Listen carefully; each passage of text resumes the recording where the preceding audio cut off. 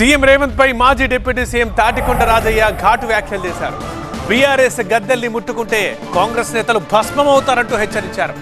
విదేశీ పర్యటన నుంచి వచ్చేలోపు సీఎం సీట్ ని రేవంత్ కోల్పోతారంటూ జోస్యం కూడా చెప్పారు. మంత్రివర్గం నుంచే రేవంత్ కి ముప్పుందన్నారు. బీఆర్ఎస్ ని పల్లెత్తు మాటన్నా సహించేది లేదంటున్నారు తాటికొండ. బీఆర్ఎస్ పార్టీ తెలంగాణలో సమాధి చేస్తారన్నమాట. తీవ్రంగా సిగ్గుండాలి, శరం ఉండాలి. నీకు సమాధి కట్టబోతా ఉన్నారు. నీ అనుచర క్యాబినెట్ మంత్రులే నీకు సమాధి కట్టబోతున్నారు. నువ్వు మరి విదేశీ పర్యటనలో వారం రోజుల్లో పోతావట. ఇక్కడికి వచ్చాడు నీ సీట్ ఏమవుతుందో తెలియని పరిస్థితి ఉంది. ఇలా పేపర్లో చూస్తూ ఉన్నాం.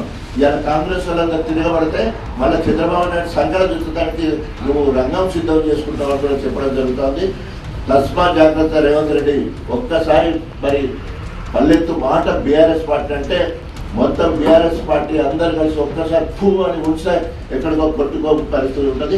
బీఆర్ఎస్ గద్దెలంటే అవి సమ్మక్క సారలమ్మ గద్దెలతో సమానం. వాటిని ముట్టుకుంటే ఆ గద్దెలను ముట్టుకుంటే భస్మం అయిపోతారని చెప్పేసి కూడా హెచ్చరిస్తా ఉన్నాయి.